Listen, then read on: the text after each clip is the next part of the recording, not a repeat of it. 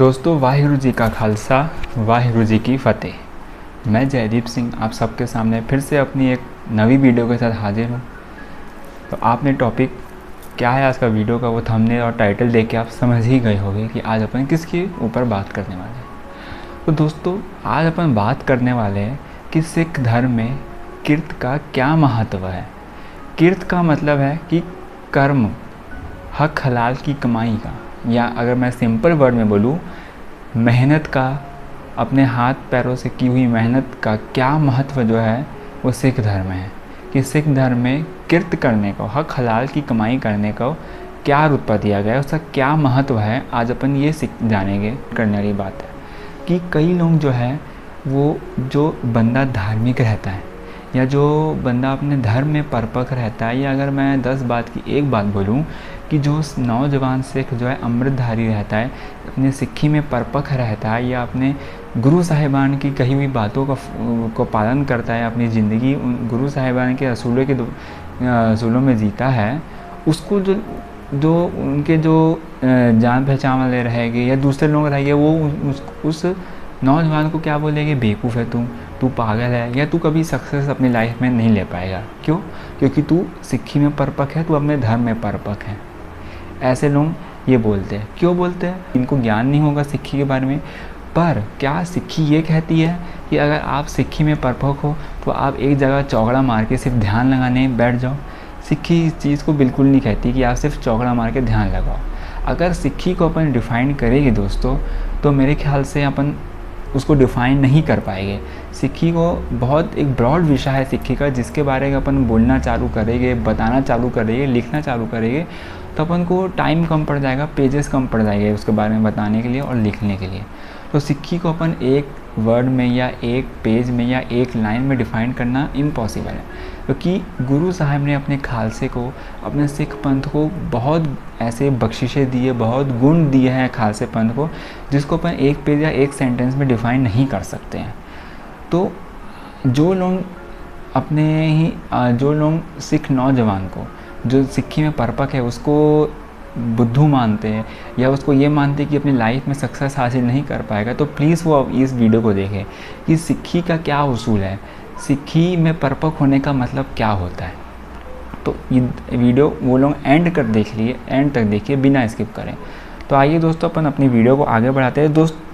दोस्तों अपन जानते हैं कि कई मत ऐसे कई लोग जो रहते हैं, ऐसे कई मत, ऐसे कई विचार हैं जो ये कहते हैं कि ये सब कर्म जो है, काम धंधा आपका, ये दुनिया या आपकी जिम्मेदारी है या आपके घर गृहस्थी, ये सब मोह माया है। अगर आपको धार्मिक पुरुष बनना है, अगर आपको सच्चा धार्मिक इंसान बनना है, या अगर आपको भगवान की खुशी प्राप्त करनी है, तो आपको ये सब मोह माया त्याग देनी पड़ेगी। और मोह माया त्याग के पहाड़ों में, जंगलों में जाके बस जाना पड़ेगा, या किसी एक पाखंडी की सेवा में लग जाना पड़ेगा, किसी का चेला बन जाना पड़ेगा, ये सब छोड़ छाड़ के। वो यही कहते हैं। लेकिन सिक्खी में क्या है? लेकिन सिक्खी इन सब चीज़ों के उल्ट है। सिक्खी इन चीज़ों को बिल्कुल नहीं मानती। अगर मैं डिटेल में नहीं जाऊँगा, गुरु ग्रंथ साहिब जी की अगर आप विचारधारा पढ़ेंगे तो सिक्खी इस चीज़ को बिल्कुल नहीं मानती। घर गृहस्थी को छोड़ के, अपने जिम्मेदारियों को छोड़ के, अपना कर्म, अपना काम धंधा छोड़ के जंगलों पहाड़ों में जाके बैठ जाओ। बल्कि सिक्खी तो ये कहती है कि गृहस्थी जीवन जी के उस प्रभु का भी स्मरण करना है और उसका ध्यान भी करना है। कैसा? गृहस्थी जीवन जी के, कर्म करके।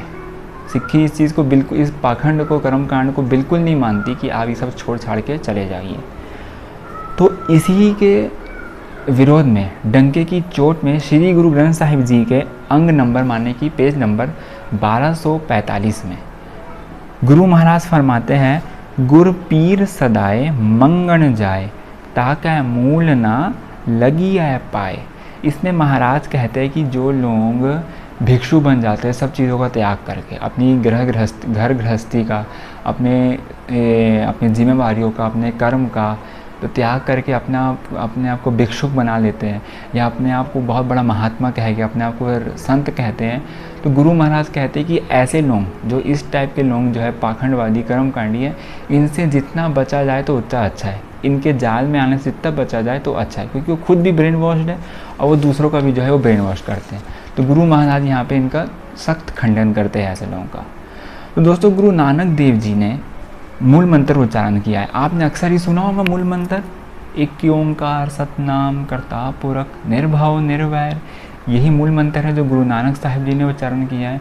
तो इसमें एक शब्द आता है, आप नोटिस कीजिए, कर्ता पुरख। ये कर्ता पुरख जो वर्ड है, ये गुरु नानक देव जी ने अकाल पुरख वाहिगुरु उस परम ब्रह्म के लिए यूज़ किया है। कभी सोचा आपने कि क्यों यूज़ किया गया कर्ता पुरख? कर्ता पुरख का मतलब क्या निकलेगा? तो दोस्तों अगर अपन कर्ता पुरख का मीनिंग निकालेंगे तो कर्ता पुरख का मीनिंग निकलता है कर्ता धर्ता, सबका पालन पोषण करने वाला, सबका कर्ता धर्ता, सबको पालने वाला, उसको कहते हैं कर्ता धर्ता। और कर्ता धर्ता का मतलब और कर्ता पुरख का मतलब ये भी निकलता है कि जो मेहनत करता हो, जो कि हक हलाल की कमाई करता हो, जो मेहनत करता हो, दिन रात मेहनत करता हो, उसके लिए जो कीर्तिवान हो। कीर्तिवान मतलब कि जो मेहनत करने वाला है, कर्म करने वाला है, काम करने वाला है, कीर्तिवान।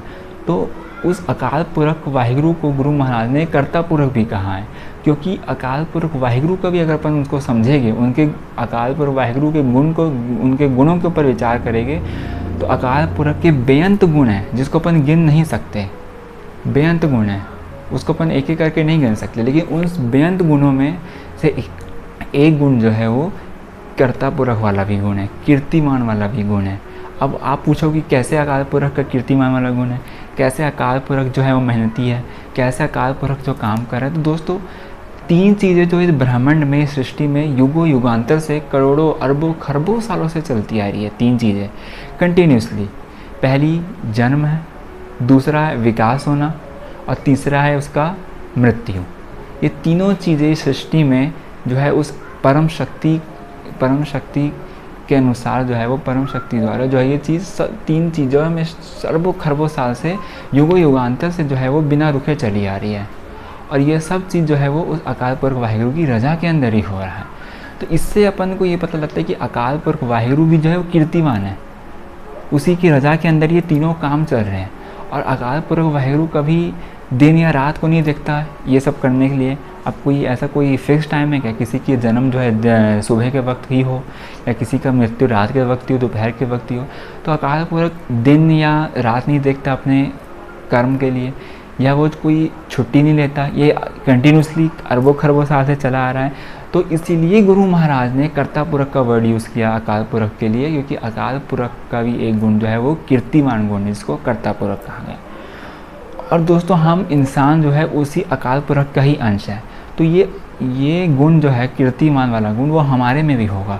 अब ये बात अलग है कि कोई उसको नकार देता हो, या ज़बरदस्ती उस चीज़ में ध्यान ना देता हो, या ज़बरदस्ती उसको नकार दे, बात अलग है। लेकिन ये सब इंसानों के अंदर ये कीर्तिमान वाला गुण जो है वो सबके अंदर रहेगा। मेहनत करने का, हक हलाल की कमाई करना, अगर वो चाहेगा तो वो ज़रूर करेगा।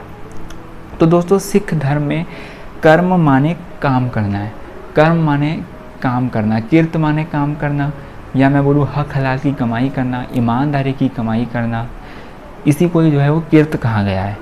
तो जैसे कि कई लोग बोलते हैं कि कर्म करना कैसा मोह माया है, ये बोलूँ मैं कि धर्म को अलग बताते हैं और कर्म को अलग बताते हैं।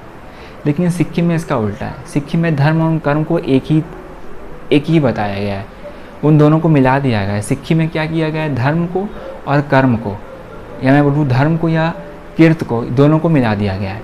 मतलब कि गुरु महाराज ने ऐसा कंसेप्ट बख्शा है सिख पंथ को, इस मानवता को, कि उसका धर्म, उसका धर्म ही, उसका मेन धर्म ही जो है वो कीर्त करना है। सिक्खी की अगर फिलॉसफी पढ़ोगे तो आप यही पाओगे कि सिख का जो कर्तव्य है, जो परम कर्तव्य है, सिख का धर्म ही क्या है? कीर्त करना है। पहला मूल विचारधारा ही सिक्खी की जो है वो कीर्त करना है। तो जैसे कि आपने बहुत कॉमनली सुनी होगी, सिक्खी की 3 प्रिंसिपल्स है, 3 मूल विचारधारा है सिक्खी की, जिसमें से सबसे पहली विचारधारा है दोस्तों कीर्त करना। सबसे पहली विचारधारा है कीर्त करना। कीर्त करना माने हक हलाल की कमाई, मेहनत की कमाई करना, ईमानदारी की कमाई करना। दूसरी मूल विचारधारा है वंड के छकना। वंड के छकने का मतलब होता है कि बाँट के छकना। बाँट के छकने का मतलब है कि जो आप हक हलाल की, ईमानदारी की कमाई कर रहे हो, उसको अपने लिए भी यूज़ करो, और साथ ही साथ उसका दान जो है वो किसी ज़रूरतमंद के लिए भी करो, उसका यूज़ किसी ज़रूरतमंद व्यक्ति के लिए भी करो, ताकि दूसरे का भी भला हो आपकी ईमानदारी की कमाई में से। और तीसरा मूल विचारधारा है नाम जपना। नाम जपना माने उस प्रभु का भी ध्यान करना। तो इसमें तीनों में से सबसे पहला पॉइंट जो है वो क्या है, किर्त करना। मतलब सिख का पहला परम कर्तव्य, परम धर्म जो है वो सिख का क्या है, किर्त करना, हक हलाल की कमाई करना है। फिर आता है सेकंड नंबर में वंड के छकना, और फिर तीसरे नंबर लास्ट में आता है नाम जपना, मतलब प्रभु का सिमरन करना। तो इस तरह से जो है वो सिक्खी में कर्म को और धर्म को दोनों को मिला दिया गया है, दोनों को अलग अलग नज़रों से नहीं देखा गया है। दोनों को गुरु महाराज ने ऐसा कंसेप्ट बख्शा कि दोनों को जो है वो गुरु महाराज ने एक कर दिया है। ये अलग सिक्खी में इन दोनों चीज़ों को अलग अलग करके नहीं देखा जाता। इसलिए सिख अपना परम कर्तव्य जो है वो किर्त करना मानते हैं और हक हलाल की कमाई करते हैं।